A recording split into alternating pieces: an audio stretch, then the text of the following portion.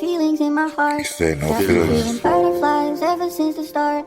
Every time I dream, I see you alone with me. This time I ain't gon' let this one slide. Cause baby, it's you and me forever now. You and me forever now. You and me forever now. You and me forever now. MD, you go crazy. You and me forever now. You and me forever now. You and me If forever now. it is love, why do I feel this way? Why do she stay on my mind? Girl, cause I know it's love. I want to stay with you. I want to love you till the end of time. Girl, you You on my mind like she used to be. Girl, you on my time like a wristwatch to me. Can't you see my... I mean, my life is wild. That's why you get unbelievable and wild stories. You know what I'm saying? I feel everybody's life is unique in its own way. You know, my little homies, man, from the hilltop, man.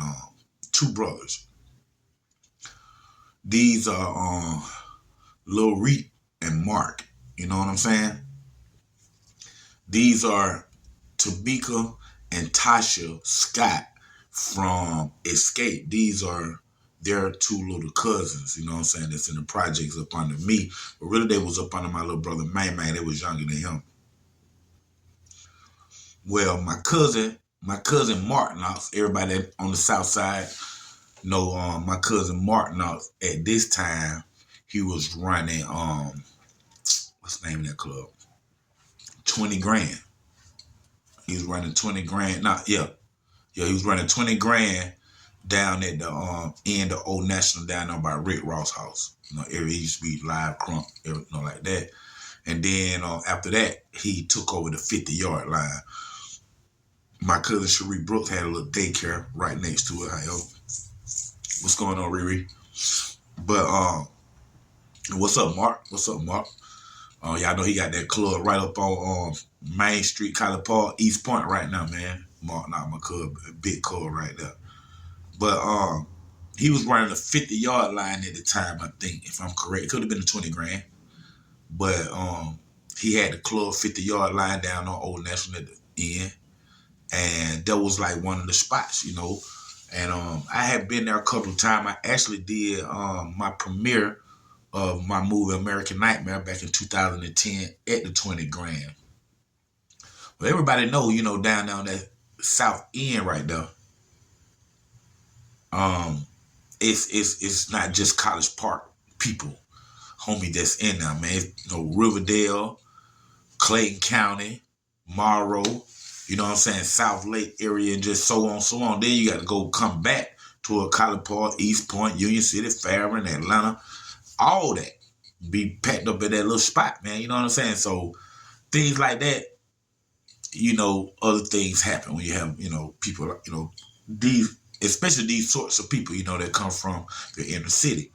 Now, I just look at the parking lot. You know what I'm saying? When I evaluate things, like I'm finna go somewhere, I look at the parking lot. I look at the cars. I see what type of cars, you know, however. Then I see how many cars out there, and I try to estimate how many guns are in them cars. You know, well, I'm gonna bring y'all Lil Reek, the older brother story first. Like I said, this is Tamika and Tasha Scott on the Grammy Award winning R&B group Divas. Big shots out to Xscape out of Atlanta. These are their little cousin, Lil Reek and Mark. And we're gonna give you Lil Reek's story first, man. You know, Lil Reek is the first son. He have an older sister. Big shots out to D. And he the first son, so, you know, he off the porch, he coming up off the hilltop where we from. You know what I'm saying? A little younger than my brother, and at the time of him stepping out, things had done changed. People had done moved. We had done started migrating, so he got a good piece of it, you know, growing up. And then, you know, his adult years, he's more in the Clayton County, Riverdale area or whatnot. Our family tight knit, so if my family ain't with him, my little cousin them, he with my family. You know what I'm saying? Just like that. So one day he's out, man. You know what I'm saying? He's out at the club, 20 grand or 50-yard line. Like I said, I can't remember which one. I think he was at the 50-yard line. My cousin had at the time, but I know that Lil Reed was there, and just like any other club, man, you know, you have the violence. And that was one of the things that took me away from the club scene, man, unless I'm going with security or I got my homies with me. You know what I'm saying? Because I just want to avoid it. I can handle my business, but I don't even want to handle my business. You know what I'm saying? I want to avoid it. And then if I can, let somebody else handle my business, man. You know, because I done it and do it, and I know what comes out of it. So that's my whole thing about it, you know, the aftermath of it. So being in them club spots really, I walk through, I just try not to be there no more than an hour. You know what I'm saying? And like I say, this spot where Lil Reek was, this right here was a hot spot for all the teenagers and gangster, drug dealer, boosters, prostitutes, whatever you want to name it. You know what I'm saying? Gang members loaded, And, while he up there, man, just like any other club, man, something happens. I think it started inside the club, actually. An argument here, argument there, maybe. Tussle. And then next thing you know, the bouncers are breaking things up, and everybody, who the bouncers and the managers of the club think that's the spark of it, 9 times out of 10, they're going to escort you up out of there. And it seemed that things may be cool, but especially on the south side, it's, it has this New Orleans mentality, this Compton mentality where, man, I'm just going to wait on homes, man. And that's what goes on around, get out the club, usually you be like, man, whatever. And then you get in now, you get in your car and you leave and you go to another club or go wherever. These days, it ain't happening. People are holding them grudges on what just happening now and being felt played. Like I told you, New Orleans, how you're down in New Orleans today, you feel played. You might, if a guy feel played, and it don't matter how he feel played. If a guy feel played in New Orleans, the guy who he feel played by, most likely gonna die. Same thing in Compton. Same thing in College Park, shawty. And they holding them grudges on what just happened in that club, man. So they gonna sit in the car. Or they gonna wait outside. And in this case, they was outside. Lil Reek come outside with some of his partners and stuff. And, y'all know the story every time when, little kids get shot in the crossfire, ricochets, or went through the house and all that. The same scenario, man, where shots was fired at these guys. But they hit my little homie in the head. Simply that. Right there. Shots fired at these guys. My little homie Reed has nothing to do with it. Don't even be on that cool, laid back young man. And he ended up getting shot in the head. I mean, in the head, shot in the head. A stray bullet, a ricochet, a direct hit, however you want to say it. Now you got my little homie in the ICU fighting for his life. It's real talk, man. It's real talk. So when the word get to me, I start calling around, and I talked to his mom, Dukes. Big shots out to Diva. She tell me about the bleeding on the brain and they not even sure if he's gonna make it. Man, and we know this happened in every hood across America. But when it hit home, and then it don't hit nobody that been out there doing devious things. It hit somebody who just a cool guy, went to school, and just like not a violent bone in anybody. You know what I'm saying? That's when you look around like, oh yeah, hey man, what are these guys shooting at? How you got guns and you a drug dealer and you a robber and you all this, but you don't go practice nowhere shooting.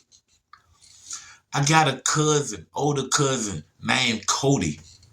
When we used to be on the 4900 block, he used to have 4.5s and 357. I'll tell you what he used to do. He used to go back to the woods and just shoot the tree, just shoot the cans, anything he could find back there, just to do it. I'm back at then. I'm like, man, he crazy. He just back there shooting and stuff. Everybody, man, he making it hot. No, he was practicing, and right now today, he one of the best shooters, if not the best shooter out of all of us, because he was practicing. Everybody got the guns and want to turn the gun sideways like old dog and shot your mama in the head. Man, stop. Man, stop, man. For real. Like I say, man, you got him in the ICU, bleeding in the brain. And by Jehovah God's grace, he made it through. He made it through. You know, yeah, your scar and all that, but he looked the same, made it through. Motor function is wonderful. And I remember the first time I seen him after he came from the hospital, me and my wife was in Walmart, and him and this girl was walking through, and I seen him. It was just this big reunion. I'm hugging him, you know what I'm saying, beside his mom, who is Scott and the Xscape, Tamika, Tasha, them cousins and all that stuff right there. His father, who was from Decatur, spent 10, 15 years on the hilltop with me. So me and his father, who is a preacher now, is connected and well off, you know, from history and experience with each other out there on the block. You know what I'm saying? And here his son is, you know, gonna pull it through now and walk in and as if nothing ever happened, man. And I just thank the Lord, man, and hugged him, man. It was just wonderful. It was just wonderful, man. And just recently, like everything was going good for him. You know, what can't go good for you? You've been shot in the head and you survived. You know what I'm saying? But he was doing fine, riding on a high note. You know, like I say, man, he had another chance at life. And then tragic struck again for him.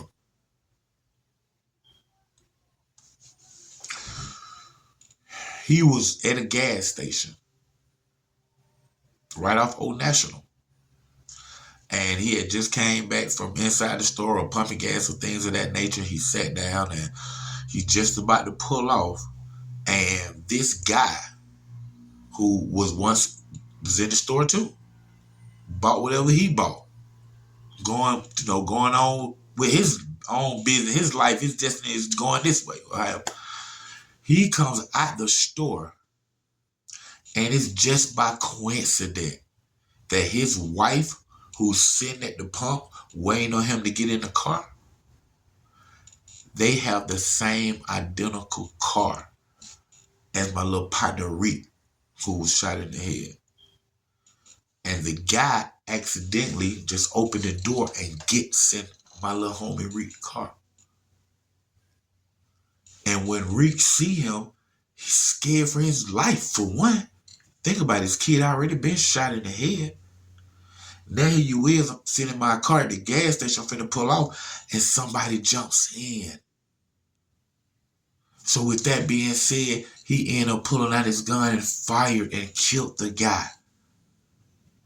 But the guy thought that was his own car. And now his wife there looking at him lie dead. Just another big old mess. And then Reek had to go to the county jail for that. And sat in there for a minute. You know, and then, he home now out on bond.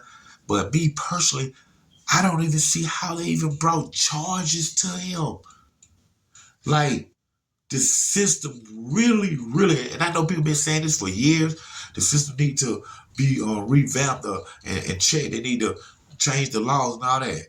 No, the system need to be reflushed out and done over. But because we talking about laws that's been in place for 60 years, for 80 years, and they still there, and some of them might need to stay there. It might be significant for them to stay there. But it's some like what just happened right there. This little kid done been shot in the head by some gang members. And he survived. He got another chance at life. Now here he is at the gas station. Just bought a sneaker or some Cool Ranch Doritos. Still my favorites, y'all. Reese Cup. Playing the numbers, scratching it off, whatever it is. This is his new life, y'all. And as he doing that, somebody jumps in his car. It was a mistake. The guy made a mistake. Just like Rico, just like Lil Reek made a mistake. And mistaking him for something else. Just like the guy made a mistake in mistaking the car. And it both cost them. Just like an accident cost us still. I didn't try to do it as an accident, but it still cost. But in this case, I do not feel that Lil Reek should have been charged.